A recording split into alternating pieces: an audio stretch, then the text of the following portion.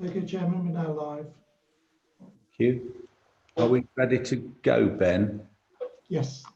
Right. Well, good evening, everybody, and welcome to our Shadow Executive Committee. And I'm really quite pleased we've got a member of the public that's come to comment, so that's going to be useful. We're going to do an affirmation vote. We're not going to use the electronic voting, so I'll be asking you if you're against something, if you abstain, and then if you're for it. Just make that note. And at the end of this meeting, if the members could stay behind for a little while, we've got a Gerda Round is going to talk to us about the change managers and their role and their work. So without further ado, are there any apologies? Chairman, just the one apology from Councillor Tom Beattie. Thank you very much. I've been informed that Councillor Chris Stamborough wants to speak on items 8A and 9, and member of the public, Lynn Buckingham, very welcome. She would like to speak on items 8A and 8D. I believe there are no other people wishing to speak. So are there any declarations of interest? Okay. Right. The minutes of the meeting held on the 23rd of July 2020 are set out on pages 5 to 10. Are they accurate? Has anybody got any issues of accuracy about those, or can I have a proposer, please? Move they're correct, Chairman. Tom Partridge. Tom Partridge proposing and Wendy Brackenbury seconding. Can we have is there anybody against that? Anybody abstaining? And is there anybody for that? Yes. Could you just put your hands We're all for it. or make them? Steve, just move something and then I'll take it as a vote. Right. We'll now go on to item 5. And this is the Paul Helsby is going to be talking with Audra Statham on the programme's updates. Over to you, Paul. Thank you, Chair, and good evening, councillors. I'll take you through the report by way of sharing some slides with you that Ben's going to put up on the screen. And if you could go to the programme status summary slide, please, Ben, when you're ready.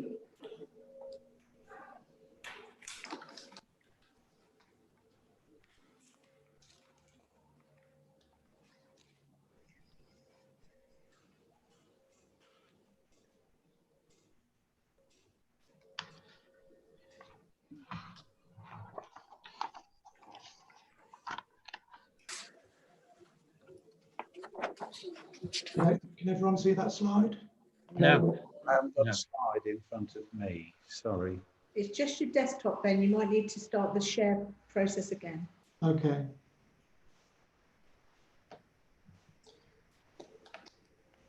Shall I start talking while Ben's looking for that slide, and then hopefully it will be self-explanatory. Thank you, brilliant, thank you, Ben. So just a few points to make here on this one, really around the AMBERs. So we made really good progress in the finance programme. I'd like to thank members of the executive as well as wider council members that were on the member task and finish group for finance, which has moved through some of that early work around budget harmonisation, council tax harmonisation and disaggregation really quickly and positively. For those reasons, we're pretty sure that the programme around finance will move into green status for the next reporting period, as a lot of that scoping activities nearing completion or has been completed now. In terms of the corporate programme, there's no change there. That remains as was, and is really reflective of the need to release resources as we need them as we move through the implementation phase. So we're working through that and what the requirements are, and those resources are forthcoming, and just until we've got the complete implementation side arranged and planned, then we hope to move that into a positive green status. Children's is amber, likely to probably remain amber, mainly because of the Children's Trust and the go-live date of the 1st of November, and there is literally no room for slippage in that timescale.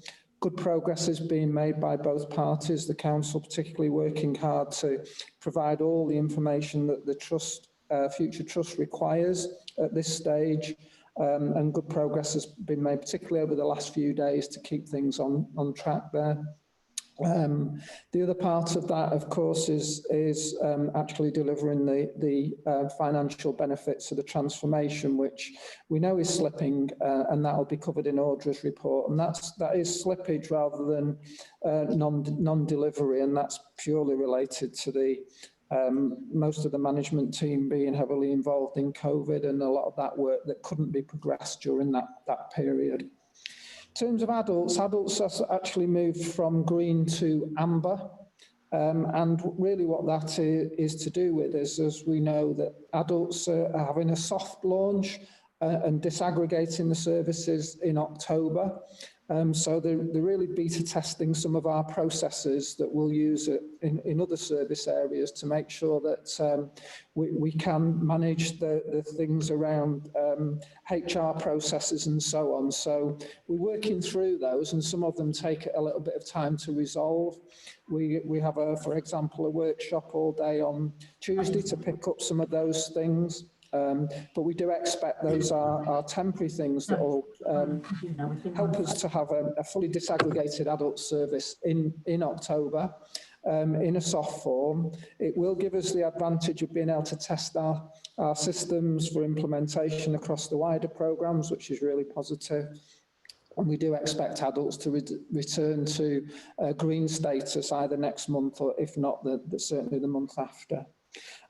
Positive on ICT, which has been amber for some time now, has now moved to green, and the impacts of the additional specialist resources there has helped to move things along really well in a short period of time. It is a critical part of the programme. It is expansive and it is complex, and will continue to be managed and governed very closely over the coming months to ensure that those systems, not just the wiring of those systems is in place for day one, but the really critical part about our colleagues and staff teams being able to use those new systems on day one. And that's very much part of the change management piece that you'll be hearing more about later. So those are the main things I just wanted to share with you on that slide. So perhaps you could just move on to the next slide, Ben, and really the only thing, thank you, that I just want to point out on that next slide is that following the joint implementation executive, where we went through the draft blueprints, we had a really positive meeting with the trade unions the day after, where we shared the draft blueprint with the trade unions. We didn't have a chance to disseminate it and make sense of it, but we talked them through it, what it was, what it wasn't. They were really appreciative of the early engagement on that, and we sent it out to them straight after that meeting, and they're obviously looking at that, and we want to work positively with the trade unions following that and engaging with them through the process as we move through as a key stakeholder, and really important that we have good trade union engagement through this process. I won't say any more on those other things because they're pretty much covered in the rest of the report.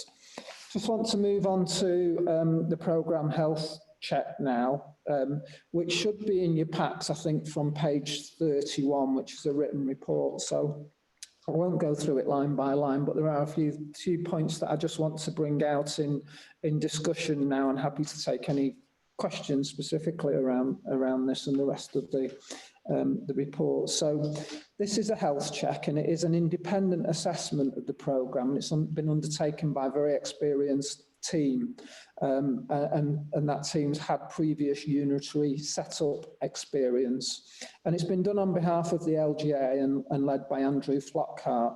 And Andrew, as you all know, was appointed as a critical friend to the programme early last year. So he understands what we have to do in Northamptonshire. He has been through it before in a different context, and it was a rigorous process.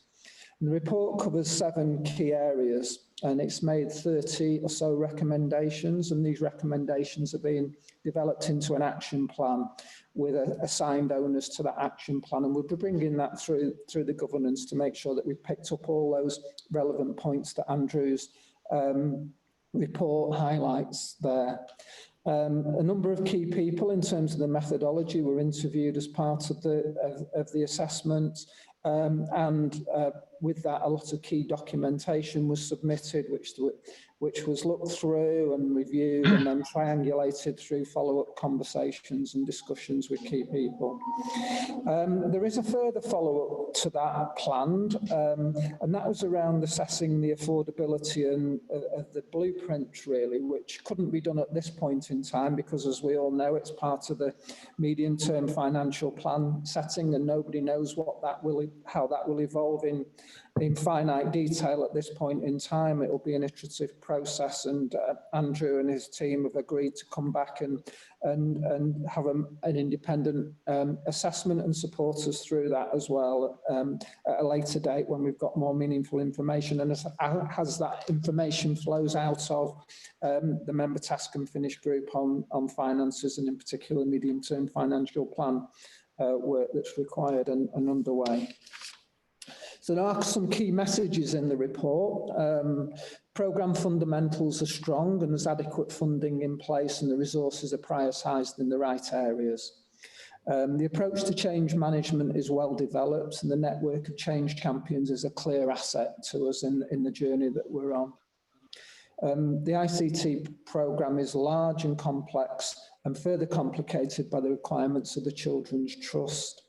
And critical to ICT and HR implementation is the release of people from all the sovereign councils to support the implementation phase, and that shouldn't be underestimated, including technical capacity and expertise in ICT from all the organisations. And important in this that Andrew brought out in the report is the identification of Tier 3 and Tier 4 middle management. And not just for vesting day, but in advance of vesting day, that we know who those people are, and the HR processes help us to work through that. And that's so that the people that have skin in the game are working with the programme support to get those services ready for day one, and from well out before vesting day. So that was an important point that Andrew brought out in his report there. In terms of identified key issues ahead is the divergence of the programme and how the programme might split to support implementation in the north and implementation in the west, and what needs to be managed centrally and what can safely split, and at what point that happens all needs to be carefully managed, and the realignment of the management in the programme and the interdependencies of that within the critical path are a key area that we need to be mindful of. And of course we've got recruitment underway of 2 transformation directors as well, and that will help to signify at what point and in what way and shape those things start to happen, as of course the onboarding of the 2 newly appointed chief executives, and in particular the North Chief Executive when they're in post. He also attended JIE to present this report, and one of the verbal messages he gave at the JIE, and I just wanted to share that with members today. He made it absolutely clear that this was the biggest thing happening in local government right now. Hugely challenging in the current context of COVID and so on, but also a once-in-a-generation opportunity that we can't afford to not seize and make the most opportunity of, even though the challenging circumstances that we're facing is an opportunity that we won't get again, and we need to make the most of it. And that was, I thought that was an important message to hear from Andrew. So I'll kind of stop there in terms of the programme health check, and just move on to the next slide. I am happy to take any questions either at the end or as we go through. The next slide, it was actually one of Andrew's recommendations, but we've already got this in hand, and that's the need to develop more detailed reporting. So what you hear from me on a monthly basis is a very summarised highlight report and an overview. And what we need to do when we get into implementation and we've got those draft blueprints agreed and we're working towards those, is to ensure that we can report on a North specific implementation. And that is those things that are in specific to North services, and also those central things that need to happen across the programme. And what this diagram shows is that the work that we will be doing to progress that. So weekly reporting around readiness across all those key areas, and then into an assurance framework that follows the critical path work that we've been preparing, which is complete now, and how that comes together as a central report and a North specific report into one report for the North, which will be reporting through the Programme Implementation Board, then the Joint Implementation Executive, and that's where we will try to deal with all the issues as they arise and quickly wherever we possibly can, and those that can't be dealt with directly in the programme, and we need support from those boards to move things forward. And then ultimately into the North Shadow Executive with a consolidated report against progress for the specific North implementation. Just moving on to change management, and there's a fair bit of detail in there. I won't dwell too much on that. If you could just go to the next slide, please. The only things I want to kind of flag up there is that we're very much gearing up for the implementation phase, and where we need change champions, and we've undertaken a gap analysis so we know those services where we have gaps and how we can target those specifically to make sure we've got the right numbers of change champions in the right areas. We've also got some really practical things going on with change champions at the moment. So we've got 68 of them involved in testing of the voice and email automation pilot, which is really positive and gives them something really tangible to get the teeth into. And the next slide just gives us a current snapshot. Bearing in mind that the minute these slides are printed, they're out of date, so the numbers have gone up since this, and we'll give you an update later in the month as to where we're at with those.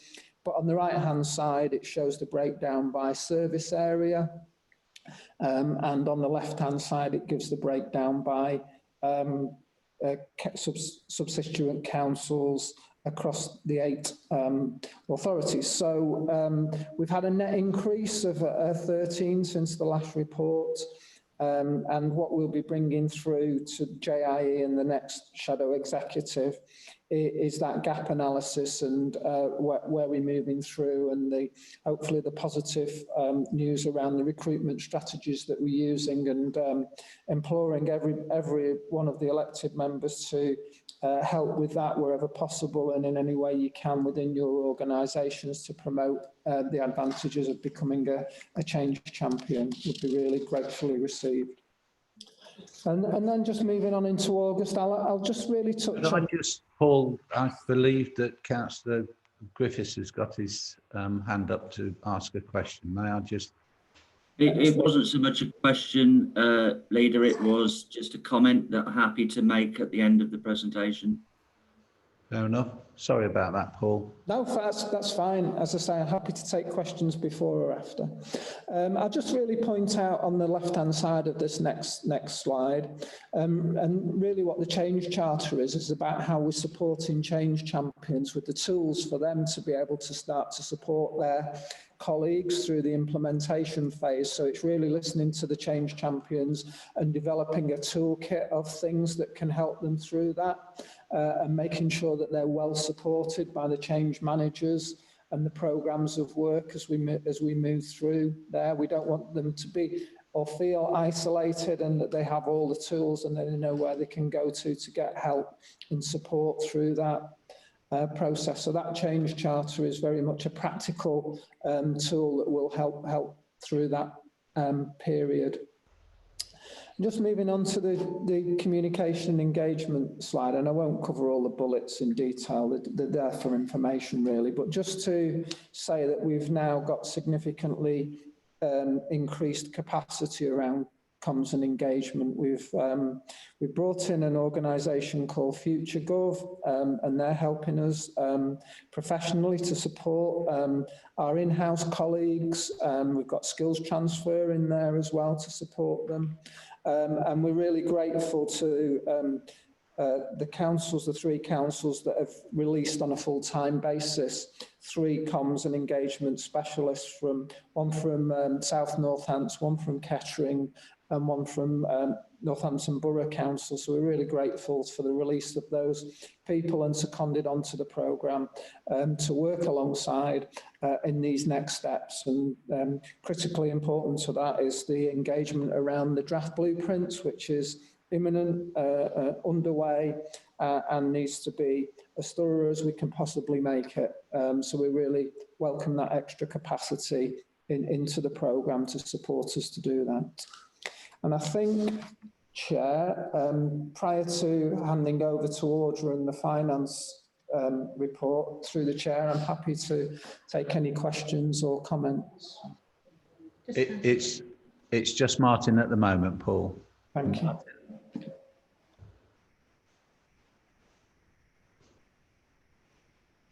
Hello. Yes, Thank you, Martin. Chairman. And thank you for that progress report, Paul, particularly the role of the change champions and the progress that's been made there, and also with regard to our trade unions. It's a vital part of the programme that our staff and the trade unions engage and feel part of the programme, and that they are being listened to. I also really welcome the assistance of Andrew Flockhart and the report and the health check, which basically said, whilst highlighting the huge challenge that we have, we're doing a good job to date, and there's a hell of a lot more, of course, to be done. But having a political friend as well, I'll put a mention in for our political critical friend, Councillor Spencer Flower, who's our mentor politically, and I think that's also worthy of mention. Thank you. Thank you. Nobody else is saying they want to ask any questions, so I think we'll move on to Audra, if Audra could give her report. Good evening, members. Hello. Good evening. The finance report in front of you, hopefully the format now is getting familiar to you. And as Paul mentioned earlier, in terms of the overall outturn position, that has moved slightly to show a £239,000 variance, with the reasons set out in the report with regard to children's and adults that's been highlighted earlier by Paul. I think the important point to note there is that although this is showing as an adverse variance in this year for 2021, the important point to note is really this, these savings will be delivered later on. So it's more of a timing issue than that they won't be delivered at all. Just moving forward, you'll know that the last time we said that we would capture for members the position of each of the 8 sovereign authorities. And this is the first time that it's been presented in this report. And it actually shows at the moment that there's whilst there's an £8.5 million variance, after mitigations, this is brought down to 1.4 million. And you'll see from the detail in there that, not unsurprisingly, certainly within the district and boroughs, there are many common themes being causing that variance. And I'd just like to add that we are expecting that position to move, and just really about the timing of these reports. You'll know that as well as the sovereign meetings, there's also all of the Future Northants meetings. And I'm pleased to say that this report, even now, when I next bring it to you, will have moved more favourably again. We've also had notification that further grant funding from central government with regard to the losses of income. We've had a further update this week that that's actually going to be more favourable than was originally thought, but the final guidance on that will be issued on Monday. So lots of mitigations in place with what's happening with COVID, and the next report should be even more favourable. On that note, Chair, I'm happy to take any questions. Thank you for that, Audra. Anybody got any questions? Anybody want to say anything? Right, thank you very much. I think the report spoke for itself. Well done. And it's going to get better. Good. Thanks for that then. And if nobody's got anything they want to say, could I have a mover and a seconder then, please? Delighted to move, Chairman. Thank you for that. Happy to second, Chair. Who was that? Sorry? Stephen. Stephen. Thanks, Stephen. Moved and seconded. Could I have those who don't agree, those who abstain, and those who are for? If you could just indicate with your hands. Looks to me like that's unanimous. That's correct, Chair. Thank you very much. We now move on to item 6. Anna Earnshaw is going to talk to us about blueprints. Anna. Thank you, Chair. I'm very pleased to be able to present this paper, which gives an outline of the proposed blueprint for the 2 new authorities. Members have been asked on this paper to note the progress that we've made in presenting this high-level blueprint for the North Hants Council, and to note the significant work that's actually been done despite COVID to make sure that we're clear about how services will come together on day one in the new authorities, and also to note the opportunities and aspirations that have been set out in these papers to show how the residents of the county will benefit from these services coming together and the sorts of things that we can achieve together by bringing them together under the new authority banners. We'd also like members to endorse the next steps to look at a more detailed breakdown of the blueprints, because below the documents presented in these papers is a very, very detailed set of documents that set out for every single function what will happen to it on day one in terms of how we'll deal with things, how we'll transfer policies, and how staff will be managed. It's very, very important that members note that this is not intended to be a structure chart. And it represents a view of how those services will be grouped together and will sit under the portfolios that the North Hants Authority has put together, and that how the services will then sit below those so that they can be then supported by members in the democratic process. Below this, as I said, there's very detailed work on the activities that will get us to day one in terms of things that each service area will need to do in terms of transferring contracts, policies, and all those sorts of things that you would expect that we need to put in place to make sure that the services function without disruption to residents. This is the first public view, obviously, that we've given of these blueprints and the treatments of them.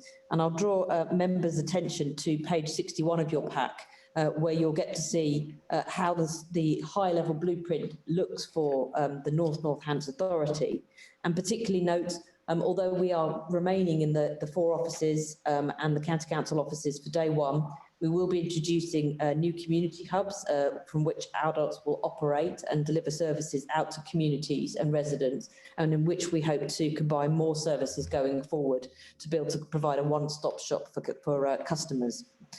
Members should also note particularly that there are a number of services that the authority will be a lead on, and that means that actually the North Hants Authority will be providing a service back to the West North Hants Authority, or indeed a hosted service where they're also listed, where in the short term, one of the authorities will provide a service to another authority to make sure that actually for day one, we can still function without the disruption of splitting them in the first instance. Obviously, those splits will need to be supported by SLAs or memorandums of understanding in terms of how the services will be delivered back to the receiving authority. But it's worth members noting the key things, obviously, that the North will lead on, particularly education and public health and key areas like that. So it's just worth actually having a look through those and understanding that that's the case. I will say that in this structure, all staff are assumed to continue to work where they are today on day one. So there is no plan to sort of universally move huge amounts of staff into new offices. And that's to avoid the disruption that we talked about and make sure that our residents don't feel any significant disruption. The one exception to that you should note is adults, where we are planning to move staff into a north and a west structure by November this year, and we're already in detailed consultation with staff and with unions for that. A part of that move and that consultation will mean putting our staff out into the community hubs, and that's something that all members have supported and we're pleased to do. Unions and staff have been very welcoming of this blueprint. We have had a session, as Paul has mentioned, with them to look at the details of this and our plans. And they very much welcome that first early engagement about how things will look, and also staff receiving assurance about the fact that on day one they wouldn't see a significant change in their location. The next stage clearly is to go to a much more detailed discussion with staff and with unions and also with members about the other things that might change for day one. And also how we're going to manage that process, and particularly how we're going to disaggregate any NCC staff into the two new North and West authorities. I'd also like to draw members' attention to the fact that we've set out some of the real opportunities that exist by bringing things together. And on page 64 of the pack, you'll see something that talks about how place and people might work within the two new authorities, and particularly how we might be able to bring together key functions such as wellbeing, jobs, health, life expectancy and wellbeing services to try and improve outcomes for our residents.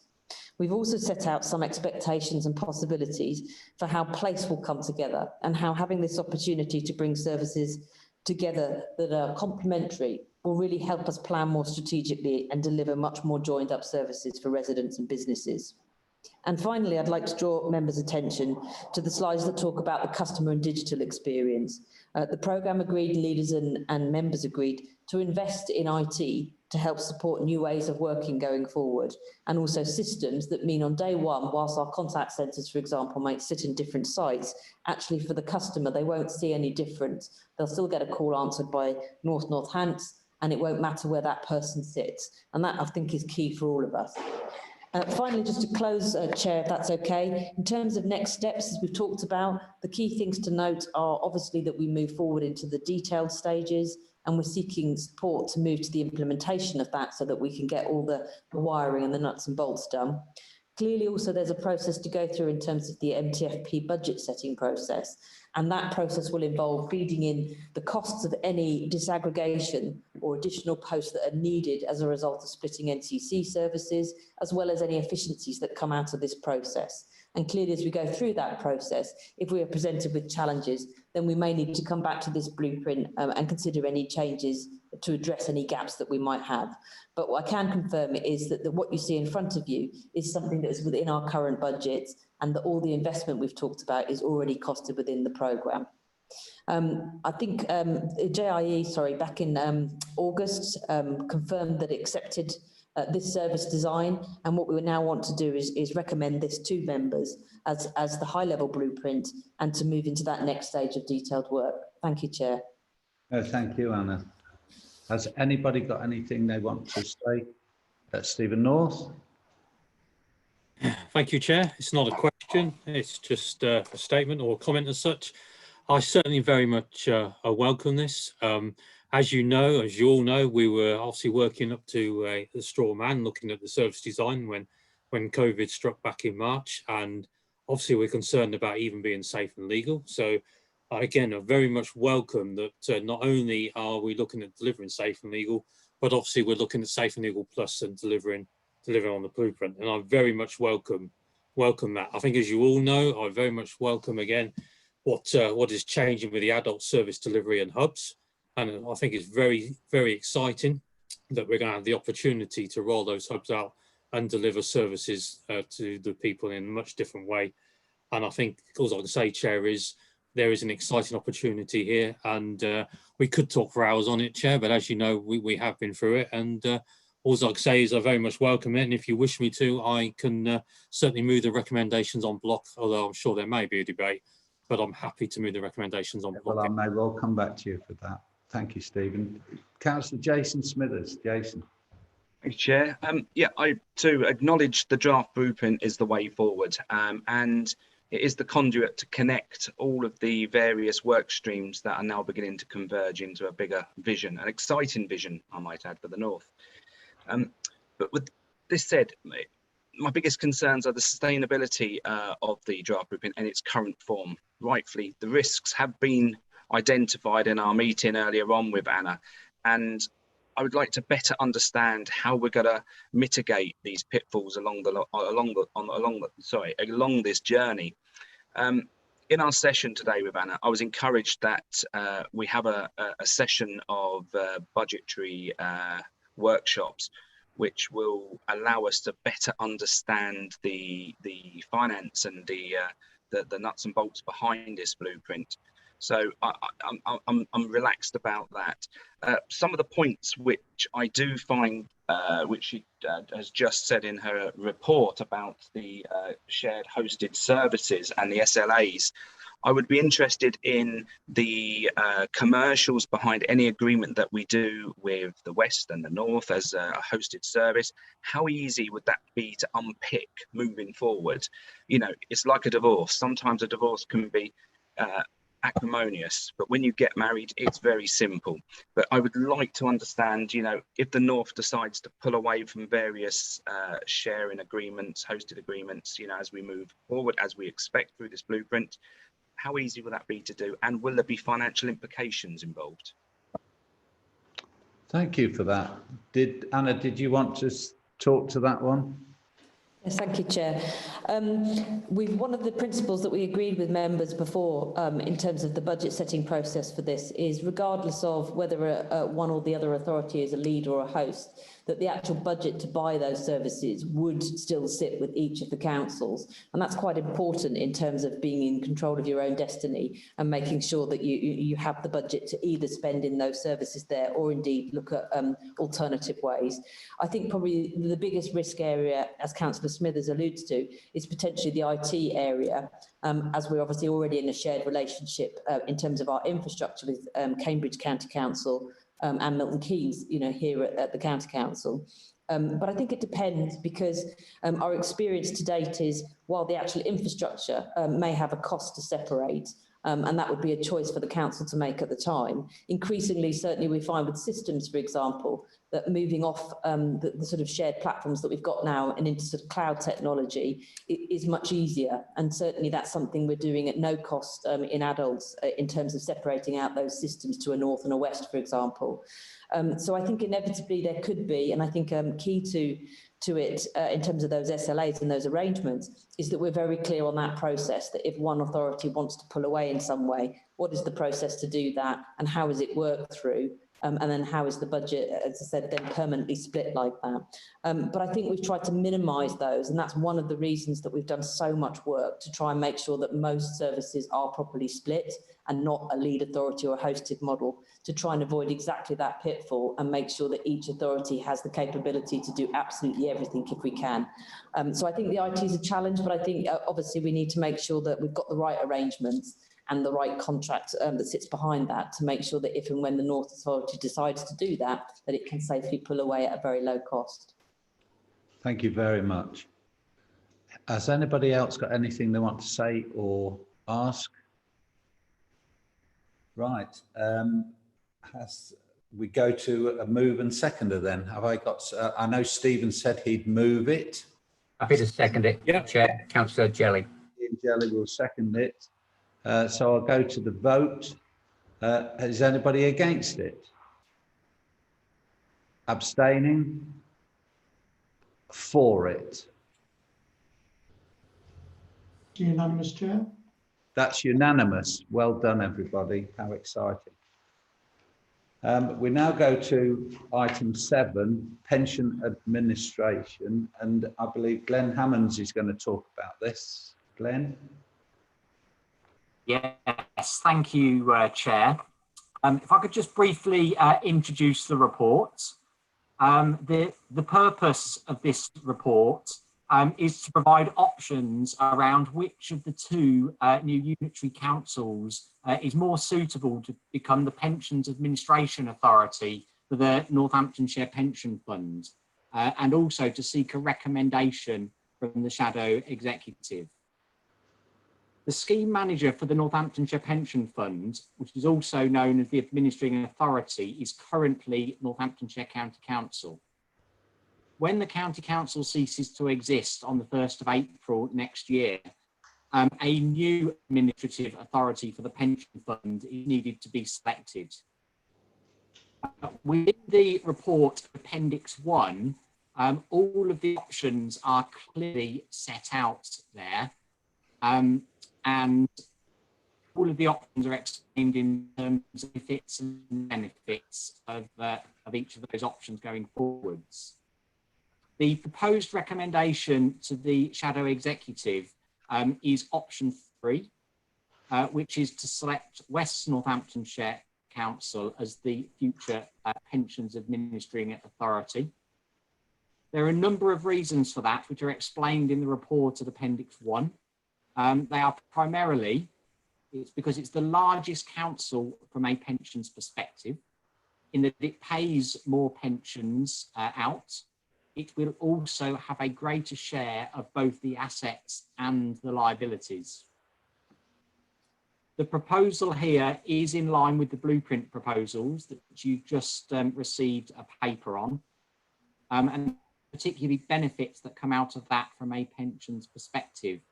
Most in particular, having payroll and pensions provided from the same lead authority.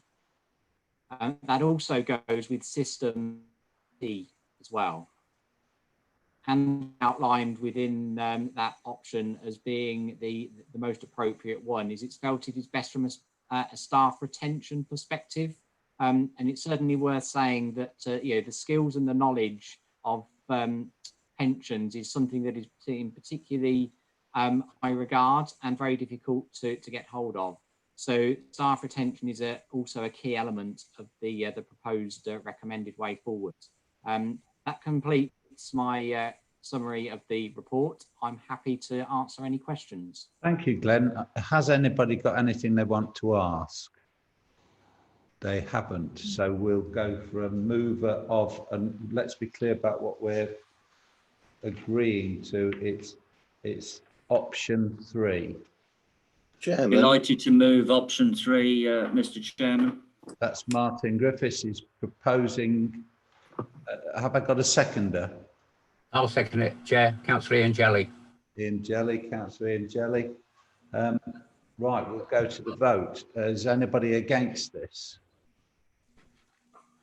Anybody abstaining? Chairman, this is Tom Partridge Underwood. I am abstaining. I do receive a pension from this fund, and so that's the reason. Fair enough. So we have Tom as an abstainer. That's fine. I'm now going to go on, Tom, if I may, to who's for it. Ben, is that a? That's other than Councillor Partridge Underwood, that's unanimous. Could we just make a note of the fact that he abstained and the reasons why, please? And right. Took no part in the discussion. Well done. That's, please, thank you. Yes, that's what I was. Right. We now come to 8A, council tax harmonisation, and we've got Councillor Chris Stamborough who would like to come and talk to us about this. So could we, and I believe Ms Buckingham as well. Right, so we'll start with Councillor Stamborough.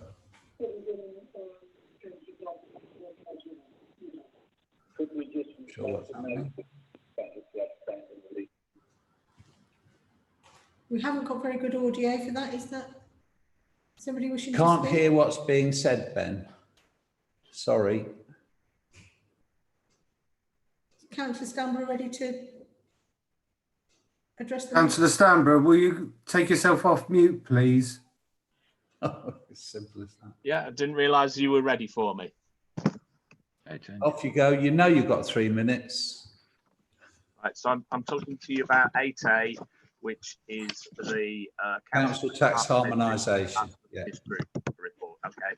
And firstly, just to note, talking specifically about the local council tax reduction scheme, and to note paragraph 3.2.25, which says that a report with a proposed scheme to consult on will be brought to the meeting of the Shadow Executive in September, and that the consultation will also include other options considered and a rationale as to why they were not taken forward. So I just want to hopefully just raise a couple of things, make a couple of points that perhaps you might bear in mind in due course in the next few weeks before you receive that report. And specifically, if I can, the first thing I want to talk about is the bullet points at 3.2.19, especially the second bullet point, which says that a move to a 20% scheme across the north would cost an estimated additional, would cost an additional £600,000 per annum. And I just want to disagree the maths there if I can. You're told in the next point 3.2.20 that each 1% change in the scheme equates to approximately £110,000. 4.9 times £110,000 is £539,000, not £600,000. I'm not really sure what scheme of rounding takes you from 539 to 600. So that's a figure that's worth bearing in mind. It's a reasonable sum less for a 20% scheme than what it says in the report here. Just talking, if I can, about the effect that if you were to adopt a cost neutral, or what's called a cost neutral scheme of 24.9%, the effect it might have on someone in Corby who's paying the current minimum of 8.5%. Effectively, it's going to ask them to pay 3 times as much council tax as they're currently paying. And these aren't wealthy people, they're people on the breadline, they're on benefits, and they're going to have to find an extra £5 a week from somewhere if you adopt a 24.9% scheme. So again, I would ask that that's something you bear in mind when you come to make your decision. Finally, just to say that the group did identify some changes that could be made to what's done currently, which would produce extra income, and that extra income would cover the move to, in my view, to a 20% scheme. Yes, there's an acknowledgement that some of that extra income might not be achieved because people would no longer keep long-term properties empty. But by the same token, you're bringing long-term empty properties back into use. There will inevitably be savings to the authority elsewhere, for instance, in expenditure on homelessness and the like, as more properties become available for people to occupy. So finally, on the consultation, it's a 6-week minimum. This is a huge change. I would hope you would consider an 8-week consultation. So yes, if you could bear those points in mind, I'd be very grateful, and no doubt lots of other people would too. Thank you, Chair. Thank you for that, Chris. Right. We now have Ben, do we not have Ms. Buckingham? Yes, Chair, I'm just trying to unmute her. Hello. Hi, Lynn. We're ready for you to make your comments now. Thank you very much. Good evening, Chair. Good evening, councillors. Thank you very much for this opportunity to speak to you. Obviously, on this one, I'm only looking at the council tax reduction scheme, just as Councillor Stamborough was. First of all, I'd like to thank the Task and Finish Group. Obviously, there are very difficult decisions to be made, and part of my questions are for clarification. So has the Task and Finish Group made any recommendations on protected groups? Second question, are there any recommendations on Section 13A of the ALGA Finance Act 1992 in terms of any discretionary schemes? Historically, when things went over in 2013, they looked at mitigating some of the impact on a council tax reduction scheme by generating other income to offset any problems.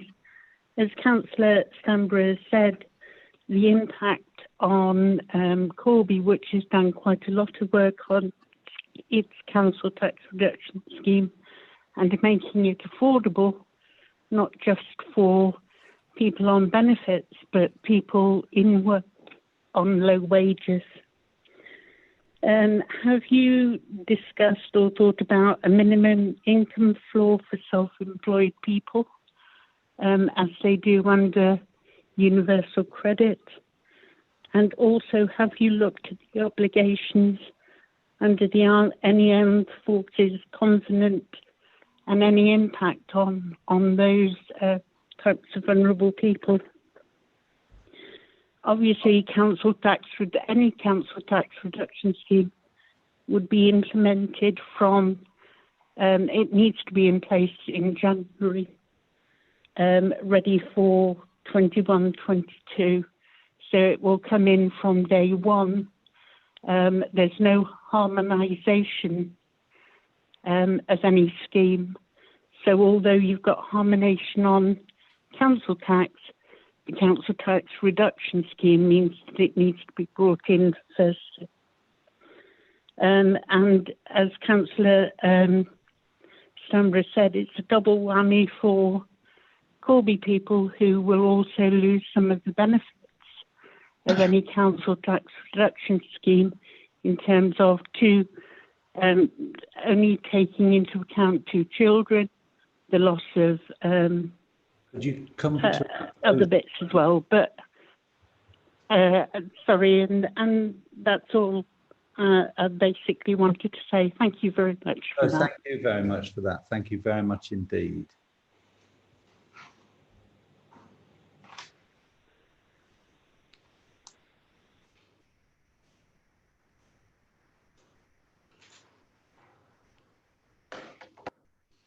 Right, I now hand over to David Jenny, who's going to talk to this report. David. Thank you, Leader. This report is to note the outcomes and recommendations being proposed by the Council Tax Harmonisation Task and Finish Group. This Task and Finish Group had 2 duties. Firstly, to propose a methodology for harmonising council tax, and secondly, a methodology for harmonising the local council tax reduction scheme. Paragraph 3 sets out the relevant background information as it is, and also sets out the relevant legal options for harmonising council tax, and paragraph 3.28 sets out the financial differences between the options. The recommendation is for the method that is most beneficial to the new council. I need to draw your attention to the importance of paragraph 3.2.12, as the advice received from our officers was in contrast to that given in the West. We were strongly advised that it was for the budget setting task group to recommend the period, and that is what we have done. The local council tax reduction scheme harmonisation is dealt with in paragraphs 3.2.15 to 3.2.32. The difference between the sovereign councils in terms of support is shown at paragraph 3.2.17 and in terms of policy at paragraph 3.2.22. Advice given was that most of the policy difference had arisen out of modifications to the legislation, and that by complying with current legislation, the policies could quite easily and sensibly be harmonised. In terms of financial support level, significant work was done to establish the likely true cost of the scheme. This was established after the effect of COVID to be 24.9%. Legislation requires that the scheme must go out to public consultation and that it is proposed to be commissioned in September. Paragraph 3.2.25 applies. Robust discussion took place about the level of support. The group also investigated the difference in council tax discounts and exemptions. The existing situation is set out in the table at paragraph 3.2.26. But we were advised by Councillor Bell, the Borough Council of Wellingborough would amend their uninhabitable discount before vesting day, thereby bringing everybody into the same position. And finally, the group took the opportunity at paragraph 3.2.30 to recommend maximising the long-term empty property premium to encourage landlords to bring back empty property into use, which will increase housing supply. And I'm happy to take questions. With relation to some of the comments made by Councillor Stanborough, his maths are correct. I think there was a rounding exercise in there. And as far as, and I didn't get a note of the lady's name, but I'm sure, I know most of the councils deal with the Armed Forces Covenant. I'm sure that will be carried through. The other points that she raised have all been considered and basically will be finalised when we get to the budget task group. Thank you very much. Has anybody got any questions at this stage? We're noting this, so can I have a mover? Yeah, I'm prepared to move it, Chairman. Thank you very much. A seconder? Jason Smithers has his hand up. Councillor Smithers. Oh, Councillor Smithers, sorry, I couldn't see you on my screen. You beg pardon. We've got a mover and a seconder. Is there anybody against? Abstaining? Anybody for? Ben, I think that's unanimous. Yes? Unanimous, thank you very much. We can now go on to item 8B, disaggregation task and finish group update from Councillor Jason Smithers. Jason. Thank you, Chair. So the aim of this report is to provide information in relation to the progress made on the disaggregation task and finish group. The terms of reference for the disaggregation task and finish group were agreed by the Shadow Executive back in June 2020 of this year. The disaggregation task and finish group for the North has convened on 5 occasions to consider the approach to take on the disaggregation of the County Council services and the aggregation of the district and borough services across the north of Northamptonshire. The task and finish group considered all the principles in detail over their 5 meetings. The principles covered of the disaggregation of NCC's revenue budget, capital programme and development pool, dedicated schools grant, public health grants, and the balance sheet. We also received the aggregated positions of the areas of the North Northamptonshire element of the County Council and the North District and boroughs.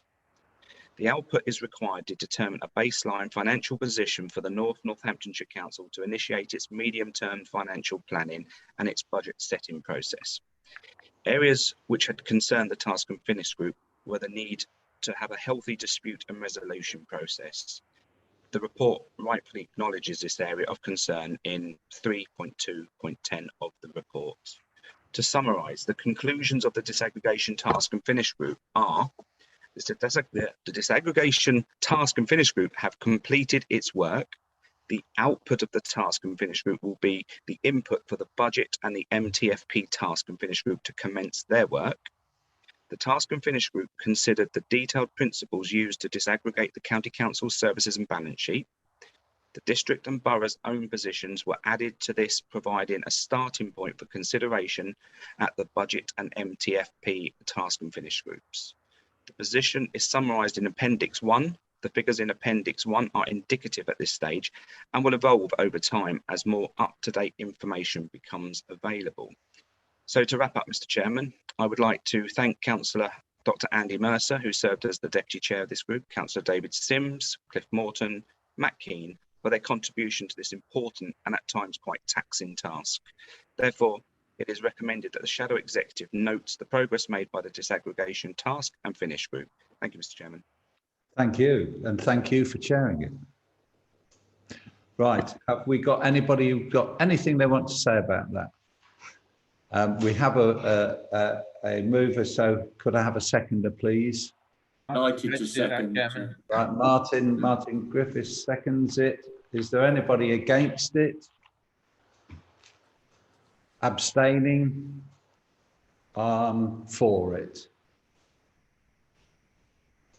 I think that looks like unanimous again, Ben. It feels the wrong way round, Ben, I have to say. But anyway, carry on. We now have day one accommodation task and finish report from Councillor Wendy Brackenbury. Wendy. Thank you, Chair. This report gives an update of the work done by the day one accommodation task and finish group. At its first meeting back in June, the principles and approach were discussed, taking into account the revised objectives due to the impacts of COVID-19. Impacts on staff members and service users were key considerations. With this in mind, and as you will have seen in the blueprint, it is recommended that the current working and location arrangements are maintained where feasible, safe and legal for day one. And this is shown in the attached report. On page 111, you will see the key principles where all staff will maintain their current location and working arrangements unless there is a strong and compelling business case to move them.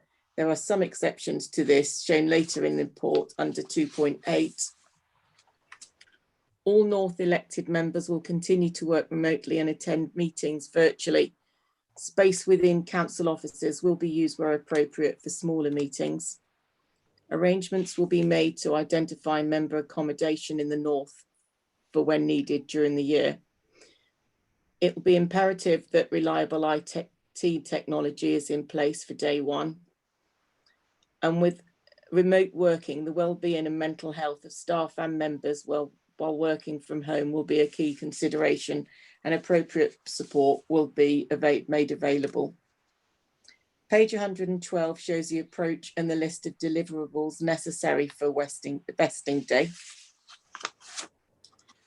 which include completing an audit in line with the principles to confirm that every member of staff will know where they will be working on day one and that everything will be in place for them to transition seamlessly. This is vitally important. And ensuring that all staff who are office space on day one have appropriate workspaces, allocation and building access, including a valid ID card. Moving on to 2.8 shows the exceptions, which will include accommodation for the chief executive, the co-location of senior management with the chief executive, new starters and role movers, managers responsible for teams across multiple locations who may need desks in various spaces, and NCC staff based in the West who are disaggregated into the North Authority. Page 114 shows other considerations, including risks and mitigations. Thank you, Chair. So you'll see that that is quite simple, but it's vitally important that there is a seamless transition that takes place on vesting day and that there are no reductions in the quality of service. And I'd like to thank again the officers and the members who sit and help with that group. Thank you. Oh, thank you. Thank you for that. I have Stephen North wishing to speak. Stephen? Thank you, Chair. And only a minor point in relation to all the excellent work that's been done. Chair, optimistic as I am, obviously we're in COVID times and we need to be quite rightly setting an example, which is why we're doing this remotely tonight. But obviously we're talking about day one, and obviously that's over half a year away, 7 months away. And I'd just like to comment or seek a view on 1.2, which is on page 112, which is in relation to members obviously continuing to work remotely meetings on day one. Notwithstanding 1.3 underneath about arrangements, just like comment, Chair, that we're making some assumptions here that we will have a second wave perhaps in the winter and not have a vaccine by the 1st of April. I would just hope, Chair, that maybe we would look into the positive aspect that we won't have a second wave, and we have a vaccine and we have the opportunity to be back in live meetings by the 1st of April and day one. I don't know if any consideration has been given to that possibility. There will be facilities for smaller meetings. Our task was to have safe and legal accommodation for day one. and for members and for officers. At the moment, obviously, the sovereign councils are sitting in those offices, and we have got staff. It's important that staff know where they are. So we have only got 6 months until vesting day, and that is what it has been agreed. So, but there is a lot of work going on in the background, looking at the hubs and somewhere for the engine room for the north, and that will be brought back to the next meeting. Thank you for that. Has anybody else got anything they want to say, or would you like to propose your? I'm delighted to propose. Thank you very much. Have I got a seconder, please? Got a seconder? Councillor Jenny. David Jenny. So we'll go to the vote. Is there anybody against it? Abstaining? For it? Ben, I think that is unanimous. Well done, Wendy. We now come to item 8D, visual identity. But before we go to the report, I believe Ms. Buckingham is wishing to speak to this item. Lynn Buckingham. Lynn, we're ready for you. Thank you very much. Thank you. For letting me speak on this one again. It's only going to be a brief one, I hope. Of the 3 logos that have been decided and gone out for consultation, only one meets the specification that has been set down by the group, because logo 1, which is the red kite, is also a logo of another council, as well as so many other organisations. And the logo 2 is almost identical to the logo of Rockingham Forest Housing Association, minus the Risanine and the red kite. Obviously, they've set down a specification of what must happen and what mustn't happen. I'm just making you aware that the first 2 don't necessarily meet the needs. That's all I've got to say. Thank you. Thank you very much. We all appreciate you coming along tonight and talking to us. Thank you. Thank you.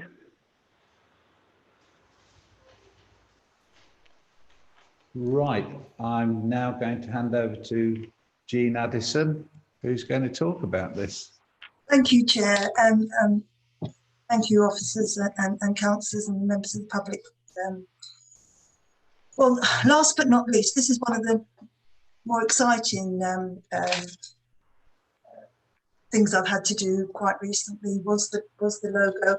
And when the task and finish group came together, we wanted to ensure that we were cost effective and approach the development using our in-house talents. And so we used our designers from our local councils who knew and understood the culture and the economics of the area. And we collaborated very well. Picking up on the member of the public's point, we have taken external advice on the logos, as you may be aware, Chair, and I know you're fully aware, Chair, about the copyright, etc., that we had to be very, very careful on. These logos aren't the finished product. We will be listening to the results of the survey and making alterations as needs be. To date, we've had over 2,200 responses to the survey, which is very, very encouraging. So I'm just flicking over now. Yes, I think that's all I need to say on it, Chair. I'd like any comments from members tonight on the logos. Has anybody got any comments to make? No comments, Jean. So do you, Wendy, Councillor Bracken. I would like to say, although I haven't got Rockingham Housing Association up in front of me logo, I particularly like logo 2, but there's a lot of work gone in, so thank you. Thank you very much. Well, I'm not going to tell you which one is ahead. No. Thank you, Chair. Councillor Jenny, David Jenny. Thank you, Chairman.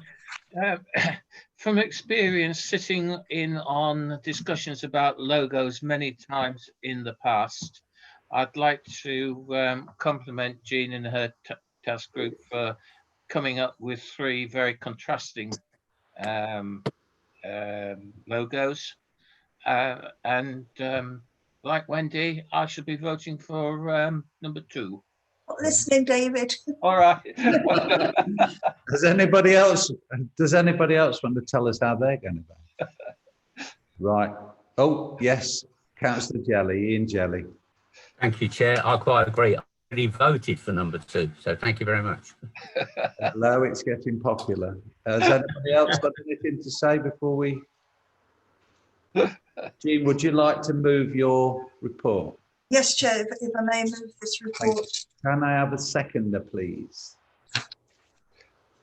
And I saw Ian Jelly. Yeah, I did forget, sorry, to welcome Gavin Moore on board as well. He's just joined the comms task and finish group. Sorry. Right. Well done. That's everybody, is it now?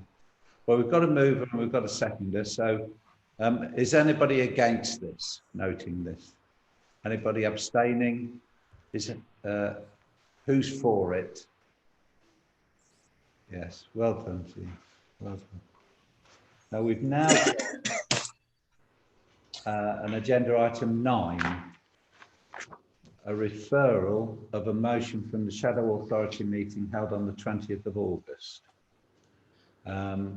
In accordance with meeting procedure rule 12, the motion referred to the Shadow Executive Committee by the Shadow Authority at its meeting held on the 20th of August 2020 is to be considered as set out on the agenda. But before we do that, I believe Councillor Stamborough would like to come in and have us talk to us, make a statement. Just joining us now, Chair. So Councillor Stamborough is in the meeting now. Is in, oh right. Councillor Stamborough, have you got anything you want to add to what's been said already? I can't see you, I'm sorry. I think I'm talking about the next agenda item, number 9, is it? Yeah, that's it, number 9. Yeah. Sorry if I appear a bit behind. The YouTube's about 20 to 30 seconds behind you, so it's quite difficult to... I must sound very strange then. Right, so I'm not going to reiterate what I said at the full council meeting last week. I just wanted to really sort of talk about the thinking behind the motion, and it was very much 2 things which you won't be surprised. One is the amount of money that's being spent, and you know, I hear what's said, that this is what you have to spend to procure this type of contract, but it's an eye-watering sum of money nevertheless to you know, councils that don't have lots of money to throw around. And the second one is about the fact that the process that we're going through at the moment, and I acknowledge is probably likely to continue, does not include the consideration of the in-house option. So you know, what's effectively happening here is that, you know, £1.4 million is going to be spent across the county to procure 1 or 2 contractors, probably 1, who knows, and at some point the unitary councils will make the decision. I freely acknowledge that, and in all that process, the option to bring the contracts in-house will not have been considered, and certainly won't have been considered by the new unitary councils. Nevertheless, there is at least the possibility, I suppose, that one or both of them may decide to bring the contract in-house when the time comes, which sort of means that £1.4 million will be spent perhaps unnecessarily. So I don't know what you're going to do tonight. I don't really understand what the process is here. It doesn't appear to be laid down in the constitution that we adopted. But all I'm asking you to do is bear those points in mind, whatever it is you decide to do. Thank you very much. Thank you very much, Councillor Stanborough.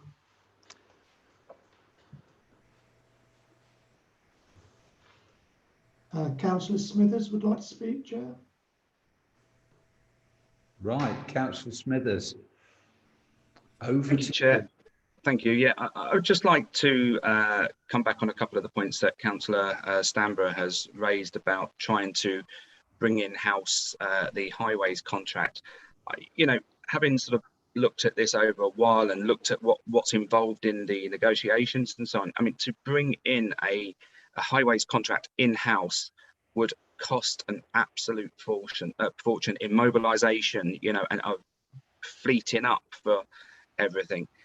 You know, the days of that have really gone. I mean, and we're looking at bigger strategic transport authorities across the country, and I think, you know, it would be foolish of us to be looking down that route. But that's not to say we wouldn't look at it. And I also want to say that, you know, the unitaries are not bound by this process. The unitaries will be signing this process themselves, the West and the North, and, you know, they have the right to accept or turn down or do whatever they wish. It's just as the county council is the highways authority at the moment, we have to start that important ball rolling, and that's what we're doing to facilitate a highways contract when NCC ceases to exist. Thank you. I'm told that Councillor Jelly has got a is going to propose a recommendation. Yes, thank you very much, Chair. I'll lower my hand. Yes, thank you. The highways maintenance contract is a significant contract for the North Northamptonshire Authority. In order for the authority to make sure there's continuity of service for our residents, a significant amount of work, i.e. option appraisals, market testing, qualitative and quantitative assessments need to be undertaken now and over the next 18 to 24 months. This will be mainly by the new council when it comes into being after April next year.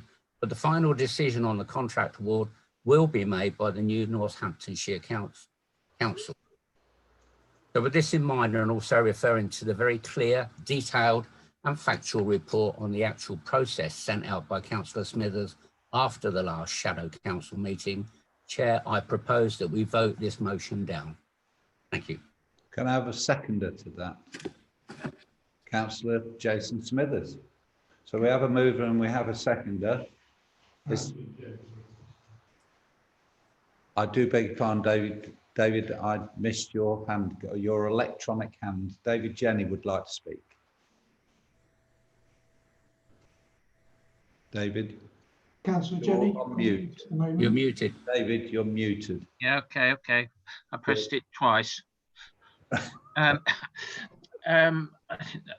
think there's a little bit of misinformation going around here, and I think Councillor Stanborough has not quite picked up and heard all the discussions that we as the executive have. This contract, as it stands at the moment, Kia WSP, there's a distinct difference between the works carried out by WSP, which are being brought back in-house, and the works that are carried out by Kia, which are the physical works that actually go out on the sites. And bearing in mind that there is a significant, or if that process hadn't been carried out, there would have been a significant legal challenge to us for not actually letting the contract in the appropriate manner. So with that in mind, I think that we have no option other than what is being proposed by Councillor Jelly and seconded by Councillor Smithers to proceed with that in that manner. Thank you. Thank you. Sorry to have missed you before I move on. That's all right. I can live without that. Okay, so we've had a mover and a seconder. So is there anybody against? Does anybody abstain? I Who is for, please? Chair, Councillor Addison abstained. Councillor Addison abstained, I believe. Yeah. Right, thank you. Sorry, it's incredibly difficult when you're not seeing everybody's picture on the screen, so forgive me for stumbling there. I do apologise. So Councillor Addison has abstained. We'll then go on to who is for.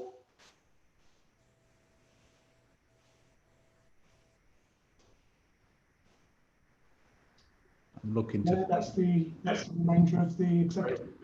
Everybody else has gone for, so that's carried.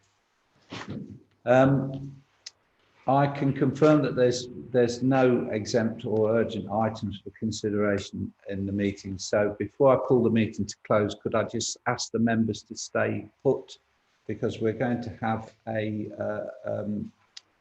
talk on Change Champions. That's the ticket. So I declare this meeting closed.